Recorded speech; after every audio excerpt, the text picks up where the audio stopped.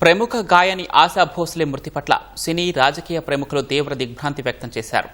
ఆశా భోస్లే మరణం సంగీత ప్రపంచంలో ఓ పెద్ద వెలితని మిగిల్చిందని రాష్ట్రపతి ద్రౌపది ముర్ము అన్నారు. ఆమె జీవితం ఎందరికో స్ఫూర్తిదాయకమని చెప్పారు.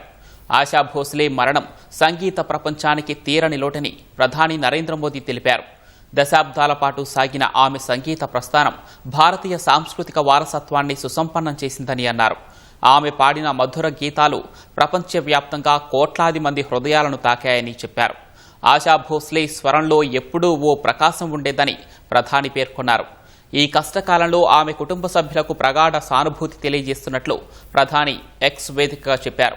సంగీత రంగంలో ఆశా భోస్లే చెరగని ముద్ర వేశారని కేంద్ర హోంమంత్రి అమిత్ షా తెలిపారు. ఆమె గళంలో ఎంత మాధుర్యం ఉంటుందో వ్యక్తిత్వంలోనూ అంతే సరళత, ఆత్మీయత ఉండేదని గుర్తు చేశారు. ఆశా భోస్లే పాటలు తరతరాలుగా భారతీయులకు స్ఫూర్తినిచ్చాయని రక్షణ మంత్రి రాజ్నాథ్ సింగ్ తెలిపారు. ఆశా భోస్లే మరణం సంగీత ప్రపంచానికి ఎవరూ పోడ్చలేని లోటని పేర్కొన్నారు. ఆశా భోస్లే గొప్ప సంగీత మేధావి అని పశ్చిమ బెంగాల్ సీఎం మమతా బెనర్జీ తెలిపారు. బంగాల్ సంగీతంతో ఆమెకు విడదీయలేని అనుబంధం ఉందని గుర్తు చేశారు. భారతీయ సంగీతానికి ఇది అత్యంత విషాదకరమైన రోజు అని ప్రముఖ గాయకుడు శంకర్ మహదేవన్ అన్నారు. భూమిపై మానవజాతి ఉన్నంతకాలం ఆశా భోస్లే సంగీతం మరణించదని చెప్పారు. ఆశా భోస్లేతో తనకు భావోద్వేగ బంధం ఉందని ప్రముఖ సినీ నటి హేమమాలిని తెలిపారు. ఆమె లోటును ఎవరూ భర్తీ చేయలేరని చెప్పారు.